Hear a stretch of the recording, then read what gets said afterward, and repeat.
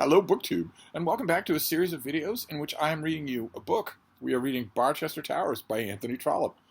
And we have reached the, in many ways, climax of the book. A gigantic party that was thrown at the Ullathorne estate in which all of our main characters gathered together. And several things were done, and several things were said, and several things were seen. The focus of it all was the rich widow Eleanor Bold. Beautiful, spirited, the daughter of the warden from the previous book in this series, at Ullathorne, at the Ullathorne party, Eleanor Bold received the very unwanted profession of love from the odious chaplain, Mr. Slope, who actually put his arm around her waist and required that she punch him. And she also received a weird kind of non-proposal proposal from Bertie Stanhope, the son and heir of Dr. Vesey Stanhope, one of the church prebendaries, and a member of the Stanhope family who have spent most of the time that they've been alive on the shores of Lake Como. It was only with the new bishop that Dr. Stanhope was told, "We don't want any absentee clergymen here. You have to bring your whole family back here." They're a bunch of freaks. They're a bunch of sociopaths. There's cold, calculating Charlotte. There's a beautiful, crippled Madeline, who has a husband. Her name is Neroni. But the husband doesn't make any appearances. She's basically on her own. And she can't get up off her couch. But that doesn't stop her from being a champion temptress who loves to toy with the affections of all men. And then there's Bertie Stanhope, who is weird and incurably lazy, just completely feckless, wears pajamas and a long, fleshy, gold blonde beard, and is averse to work, and is therefore deeply in debt and needs to marry money. He needs, at Charlotte's insistence, he needs to marry Eleanor Bold. She has no idea that this plan is in the offing, that the family is making Bertie more attractive to her, that they're inviting her over for all sorts of fun and games, specifically so that she will start to feel affection for Bertie, to make his proposal softer. But when the time comes at Ullathorne Court, he doesn't propose to her. He tells her that that is Charlotte's plan, that he's supposed to propose, but that he doesn't really want to. And would it be okay with you if we just call it quits and you lie to my family and tell them that I did propose, so that I'm not on the hook? She's outraged by that on a number of different levels and tells him that it's best that all intercourse between her and his family cease immediately. But, as we have seen in the previous chapter, when she gets a perfumed note from Madeline Vesey Neroni, the Signora, she decides to go. She decides to go to the Stanhope house and see what Madeline Neroni wants. Why she would do that, instead of simply saying, go take a long walk on a short pier. I guess you couldn't say that to a cripple, now could you? She decides to go anyway. And in this next scene, we get that interview, which is going to remind you of another scene with Madeline Vesey Neroni in it. But first, we get a scene that we had to see. Trollope couldn't leave it out, which is that when Bertie and Eleanor part ways at Ullathorne Court, Bertie does his best to make it amicable. He's a totally amicable young man. He doesn't want there to be any... He understands her attitude completely in this as well. I'm not going to marry you, so I'm not going to be able to save myself financially. I don't know what I'll do. I'll blow on the wind. But she leaves him behind. He doesn't go back to Barchester in the same carriage. She goes back to Barchester with Bertie's father, but without Bertie. So Bertie's father, who has been pretty cognizant of this horrible plan that Charlotte has set in motion, knows that that affair is not going to happen, that marriage is not going to happen. He can see it pretty clearly from the way she's acting. And we're going to get that scene, those two scenes together. We're going to get, the chapter is called The Stanhopes at Home. And we're going to sort of get these two threads pulled together in this chapter. This is chapter 45. We must now return to the Stanhopes and see how they behave themselves on their return from Ullathorne. Charlotte, who came back in the first homeward journey with her sister, waited in palpitating expectation till the carriage drove up to the door a second time. She did not run down or stand at the window or show in any outward manner that she looked for anything wonderful to occur, but when she heard the carriage wheels, she stood up with erect ears, listening for Eleanor's footfall on the pavement or the cheery sound of Bertie's voice welcoming her in. She is hoping. She doesn't know what happened. She's hoping that it worked. Had she heard either, she would have felt that all was right, but neither sound was there for her to hear. She heard only her father's slow step as he ponderously let himself down from the carriage and slowly walked along the hall till he got into his own private room on the ground floor. "Send Miss Stanhope to me," he said to the servant. Miss Stanhope means his own daughter, Charlotte. "There's something wrong now," said Madeline, who was lying on her sofa in the back drawing room of the house at the Stanhope's house, where so many fun evenings have been spent. Eleanor has longed to go over there. She's loved visiting the Stanhopes. "It's all up with Bertie," said Charlotte. I know. She said to the servant as he brought up the message, "Tell my father I will be with him immediately." "Bertie's wooing has gone astray," said Madeline. "I knew it would." "It has been his own fault, then. She was ready enough, I am quite sure," said Charlotte, with that sort of ill nature which is not uncommon when one woman speaks of another. "What will you say to him now?" By him, the Signora meant their father. "That will be as I find him. He was ready to pay £200 for Bertie to stave off the worst of his creditors if this marriage had gone on. Bertie must now have the money instead and go and take his chance." "Where is he now?" "Heaven knows, smoking in the bottom of Miss Thorn's ha-ha, or philandering with some of those Miss Chadwicks. Nothing will ever make an impression on him, but he'll be furious if I don't go down," he being her father. She switched antecedents right there in the same sense. "Don't be long, Charlotte, for I want my tea," said the Signora. The Signora can't move, and it doesn't matter anyway, because everybody in this household is totally dependent on Charlotte. She gets them everything. She fixes their tea. She brings it to her father. He's not a cripple. She brings it to her mother. She's not a cripple. She works their finances. She handles their debts. She covers everything. So Charlotte went down to her father. There was a very black cloud on the old man's brow, blacker than his daughter could ever yet remember to have seen there. He was sitting in his own armchair, not comfortably over by the fire, but in the middle of the room, waiting until she should come and listen to him. "What has become of your brother?" he said, as soon as the door was shut. "I should rather ask you," said Charlotte. "I left you at Ullathorne when I came away. What have you done with Mrs. Bold?" "Mrs. Bold? Nonsense. The woman has gone home as she ought to do, and heartily glad I am that she should not be sacrificed to so heartless a reprobate." "Oh, Papa." "A heartless reprobate. Tell me now where he is and what he is going to do. I have allowed myself to be fooled between you. Marriage, indeed. What on earth has that money? Who on earth that has money or credit or respect in the world would lose it to marry him?" "It is no use you scolding me, Papa. I have done the best I could for him and you." "And Madeline is nearly as bad," said the prebendary, who was in truth very, very angry. "Oh, I suppose we are all bad," replied Charlotte. The old man emitted a huge, leonine sigh. If they were all bad, who had made them so? If they were all unprincipled, selfish, disreputable, who was to blame for the education that had had so injurious an effect? "I know you'll ruin me among you," he said. "Why, Papa, what nonsense that is. You are living within your income this minute, and if there are any new debts, I don't know of them. I'm sure there ought to be none, for we are dull enough here."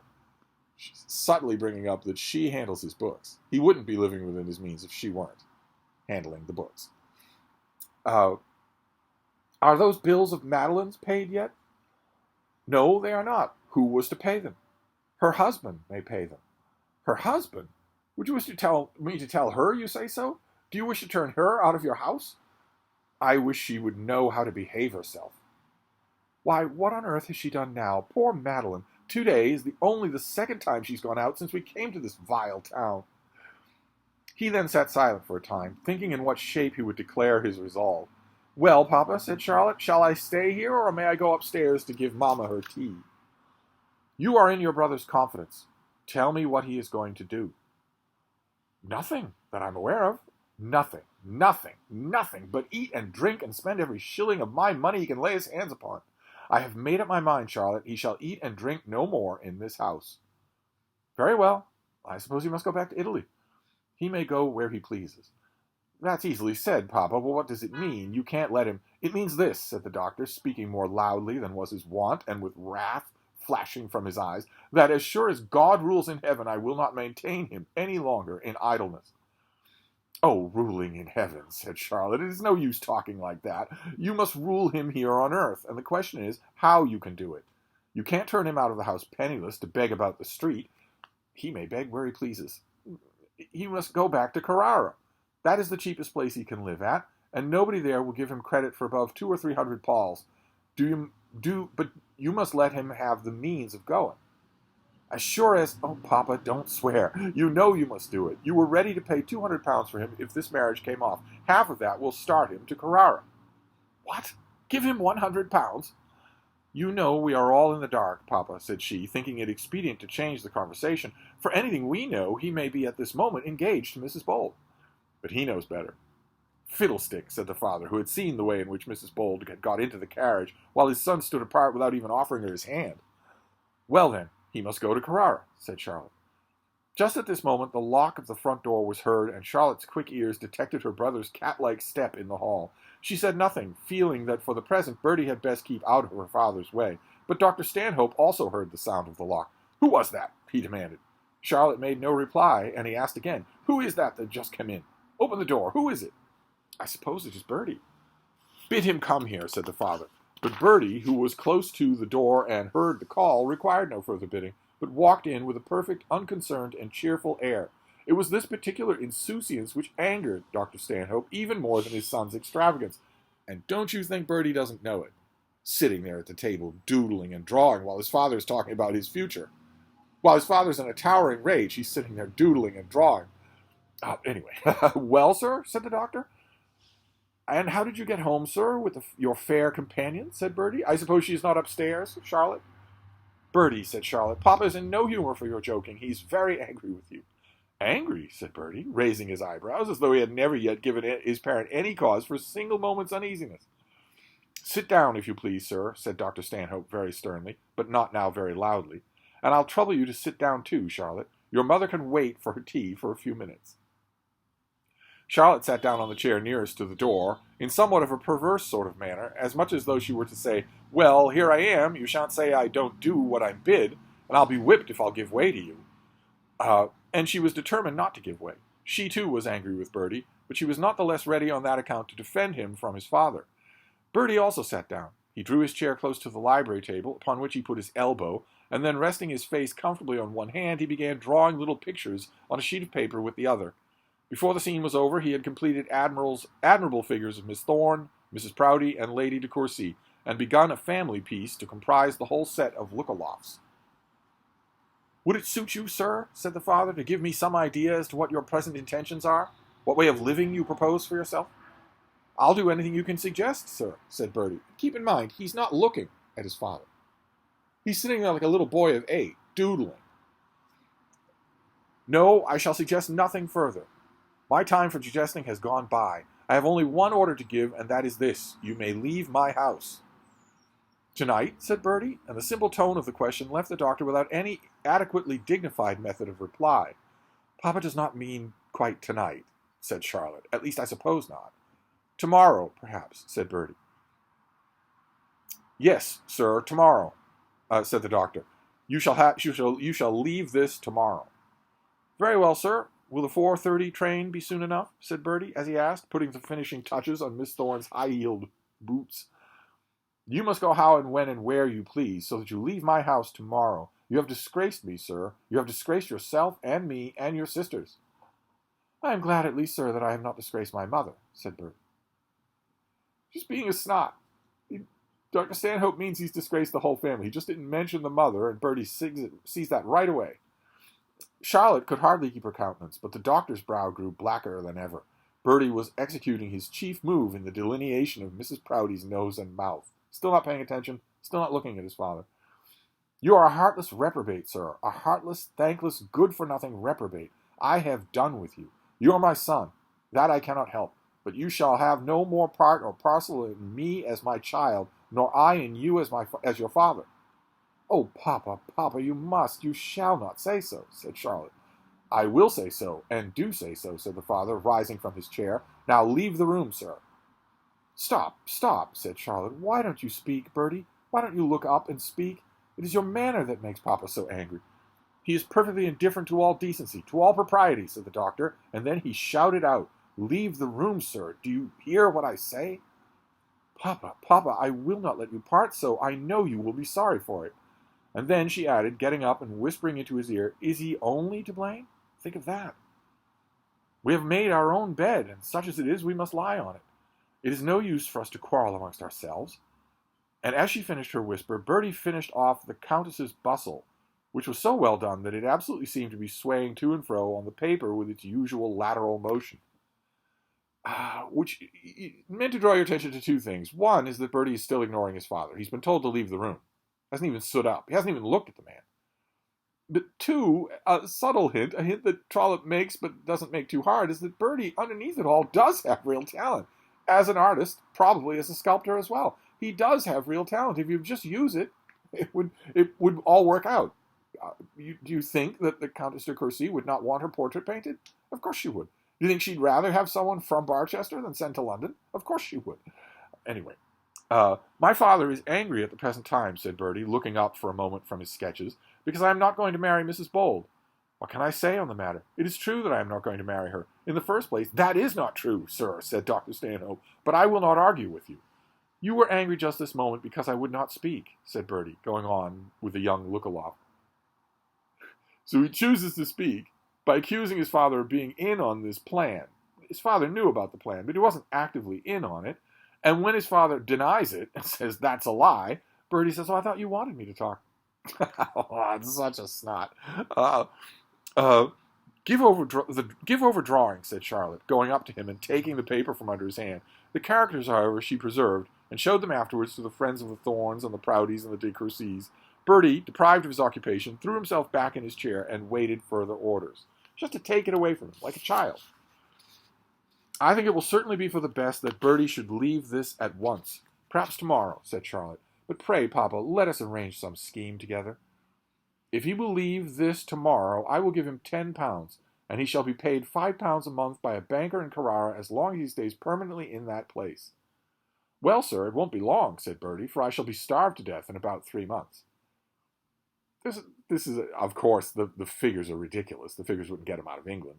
But the scheme is the bare bones of a correct one. If Mr. Stanhope is sick of his son and wants to see the end of him,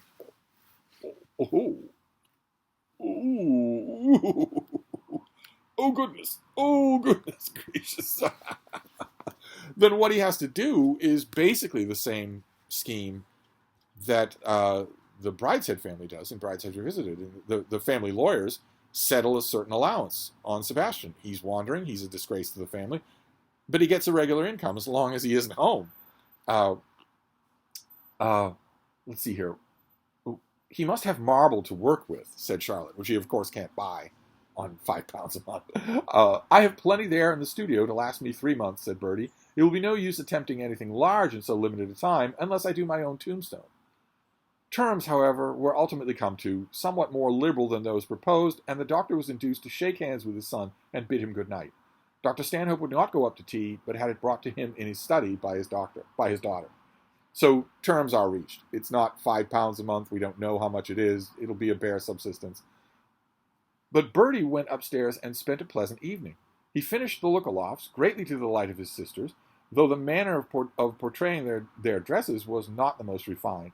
Finding how matters were going, he by degrees allowed it to escape from him that he had not pressed his suit upon the widow in a very urgent way. I suppose, in point of fact, you never proposed at all, said Charlotte. Oh, she understood that she might have had me if she wished, said he, and she didn't wish, said the Signor. You have thrown me over in the most shameful manner, said Charlotte. I suppose you told her all about my little plan? Well, it came out somehow, at least most of it. There's an end of that alliance, said Charlotte, but it doesn't matter much. I suppose we shall be back at Como soon. I think the family's all hoping to just get out of this vile town. I am sure I hope so, said the Signora. I'm sick of the sight of black coats. If that Mr. Slope comes here any more, he'll be the death of me. You've been the ruin of him, I think, said Charlotte. And as for a second black-coated lover of mine, I'm going to make a present of him to another lady with the most singular disinterestedness. We've already heard of her plan. We've already read that she plans to, perversely, for just out of a whim, she plans to aid Mr. Arabin in winning the hand of Mrs. Bold. For no reason. She ordinarily would work mischief, but she decides not to. The next day, true to his promise, Bertie packed up and went off by the 4:30 train, with £20 in his pocket, bound for the marble quarries of Carrara, and so he disappears from our scene. Never to see him again. At 12 o'clock on the day following that on which Bertie went, Mrs. Bold, true also to her word, knocked at Dr. Stanhope's door with a timid hand and palpitating heart. She was at once shown up to the back drawing-room, the folding doors of which were closed, so that in visiting the Signora, Eleanor was not necessarily thrown into any communion with those in the front room. As she went up the stairs, she saw none of the family, and was so far saved from much of the annoyance which she had dreaded. "This is very kind of you, Mrs. Bold, very kind after what has happened," said the lady on the sofa, with her sweetest smile. "You wrote in such a strain that I could not but come to you." I did. I wanted to force you to see me." "Well, Signora, I am here." "How cold you are to me! But I suppose I must put up with that. I know you think you have reason to be displeased with us all. Poor Bertie! If you knew all, you would not be angry with him." "I am not angry with your brother, not in the least. But I hope you did not send for me here to talk about him." "If you are angry with Charlotte, that is worse, for you have no warmer friend in all Barchester. But I did not send for you to talk about this. Pray bring your chair nearer, Mrs. Bold, so that I may look at you. It is so unnatural to see you keeping so far off from me." Eleanor did as she was bid, and brought her chair close to the sofa. "And now, Mrs. Bold, I am going to tell you something which you may think perhaps indelicate, and yet I know I am right in doing so." Hereupon Mrs. Bold said nothing, but felt inclined to shake in her chair. The Signora, she knew, was not very particular, and that which to her appeared to be indelicate might be to Mrs. Bold to be quite extremely indecent. "I believe you know Mr. Arabin?" Mrs. Bold would have given the world not to blush. But her blood was not her own to command. She did blush up to her forehead, and the Signora, who had made her sit in a special light in order that she might watch her, saw that she did so. "Yes, I am acquainted with him. That is, slightly. He is an intimate friend of Dr. Grantley, and Dr. Grantley is my brother-in-law." We know that's not true. They've spent many an hour talking together. Mr. Arabin has carried her little Johnny Bold on his shoulders. "Well, if you know Mr. Arabin, I'm sure you must like him. I know and like him much. Everybody that knows him must like him." Mrs. Bold felt it quite impossible to say anything in reply to this. Her blood was rushing about her body as she knew not how or why. She felt as though she were swinging in her chair, and she knew that she was not only red in the face, but also almost suffocated with heat. However, she sat still and said nothing. "How stiff you are with me, Mrs. Bold," said the Signora, and I the while am doing for you all that a woman can do to serve another." A kind of thought came over the widow's mind that perhaps the Signora's friendship was real. It's not with any of the Stanhopes. And at any rate that it could not hurt her. And another kind of thought, a glimmering of thought, came to her also, that Mr. Arabin was too precious to be lost. She despised the Signora, but might she not stoop to conquer? It should be but the smallest fraction of a stoop. "I don't want to be stiff," she said, "but your questions are so very singular." "Well, then, I will ask you one more singular still," said Madeline Neroni, raising herself on her elbow and turning her own face full upon her companion's. "Do you love him? Love him with all your heart and soul, with all the love your bosom can feel? For I can tell you that he loves you, adores you, worships you, thinks of you and nothing else, is now thinking of you as he attempts to write his sermon for next Sunday's preaching. What I would not give to be loved in such a way by such a man. That is, if I were an object fit for any man to love." Mrs. Bold got up from her seat and stood speechless before the woman who was now addressing her in this impassioned way. When the Signora thus alluded to herself, the widow's heart was softened, and she put her own hand, as though caressingly, on that of her companion, which was resting on the table. The Signora grasped it and went on speaking. "What I tell you is God's own truth, and it is for you to use as you may be best for your own happiness. But you must not betray me. He knows nothing of this. He knows nothing of my knowing his inmost heart. He is simple as a child in these matters. He told me his secret in 1,000 ways, because he could not dissemble, but he does not dream that he has told it. You know it now, and I advise you to use it." Eleanor returned the pressure on the other's hand with an infinitesimal squeeze. "And remember," continued the Signora, "he is not like other men. You must not expect him to come to you with vows and oaths and pretty presents and kneel at your feet and kiss your shoestrings. If you want that, there are plenty to do it, but he won't be one of them." Eleanor's bosom nearly burst with a sigh, but Madeline, not heeding her, went on. "With him, yea will stand for yea, and nay for nay. Though his heart should break for it, the woman who shall reject him once will have rejected him once and for all. Remember that. And now, Mrs. Bold, I will not keep you. You are fluttered. I partly guess what use you will make of what I have said to you. If ever you are happy wife in that man's house, we shall be far away, but I shall expect you to write me one line to say that you have forgiven the sins of the family. Eleanor half whispered that she would, and then, without uttering another word, crept out of the house, down the stairs, out of the room, down the stairs, opened the front door for herself, without hearing or seeing anyone, and found herself in the close. She leaves without a word. She just bolts from the house, because of what she's heard. It would be difficult to analyze Eleanor's feelings as she walked home. She was nearly stupefied by the things that had been said to her. She felt sore that her heart should have been so searched and riddled by a comparative stranger. And keep in mind, Mr. Arabin felt the exact same way. We saw the Signora do this to him. By a woman whom she had never liked and never could like. She was mortified that the man whom she owned to herself that she loved should have concealed his love from her and shown it to another. There was much to vex her proud spirit, but there was, nevertheless, an understratum of joy in all this which buoyed her up wondrously. She tried, if she could, disbelieve what Madame Neroni had said to her, but she found that she could not. It was true. It must be true. She could not, would not, did not doubt it. On one point she fully resolved to follow the advice given her. If it should ever please Mr. Arabin to put such a question to her as that suggested, her yea should be yea. Would not all her miseries be at an end if she could talk of them to him openly, with her head resting on his shoulder? So there we have it. Madeline Neroni has broken social protocol and told Eleanor Bold what she knows. Mr. Arabin has not told her this, but she intuits it. Her intuition obviously is correct. She can read people's hearts to them out loud. The only question here, apart from what Eleanor Bold is going to do, the only question here is what Madeline Neroni's motives are. Why is she doing this? She makes a joke to her sister and brother that she's about to do a service for one woman to another with singular disinterestedness. But nevertheless, joking or not, the Stanhopes don't do anything disinterestedly. So why is she doing this? Why is she helping Eleanor Bold instead of making her miserable and Mr. Arabin miserable just for the fun of it, the way she ruins everybody else's lives, the way she's ruined Mr. Slope's reputation? Why is she doing that? I don't know. I think we get a hint at the request that she makes. She's not requesting that if Eleanor Bold ever finds herself a contented wife in the home of Mr. Arabin, that she send Madeline Vesey Neroni a note saying thank you. She's not suggesting that. She wants not a thank you, but for her family to be forgiven. So is it possible that deep, deep inside this spider web of a heart, she actually regrets the way the family has treated Eleanor? Maybe she enjoyed their evenings together? Well, God knows she doesn't have much company, aside from her sister and brother. Madeline went over often, sometimes with the baby, sometimes without, often for games that lasted all evening. And that sounded like fun. Trollope describes some of the games to us. Is it possible that that is true and that Madeline Vesey Neroni at the end is a little human? Is that why she helps Eleanor?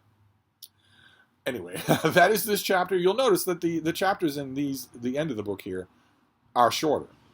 This is something that Trollope... My videos are shorter because I keep interrupting, but this is something that Trollope loves. He pitches the novel to a peak. He's enticing your interest and expectation the whole time. He gives you usually a protracted peak, and then he is a master of these falling action chapters where he is sort of meditating on and closing up all sorts of different narrative pathways. I've always found it hard to describe and almost impossible to do, but he's a master of it. And we're just going to keep doing that. There's a whole bunch of plot lines that need resolving now. So we're just going to keep doing that. Now, Eleanor Bold is in possession of a piece of information that should change the narrative. Will it change the narrative? Let's find out. We'll meet next time. Thank you, BookTube.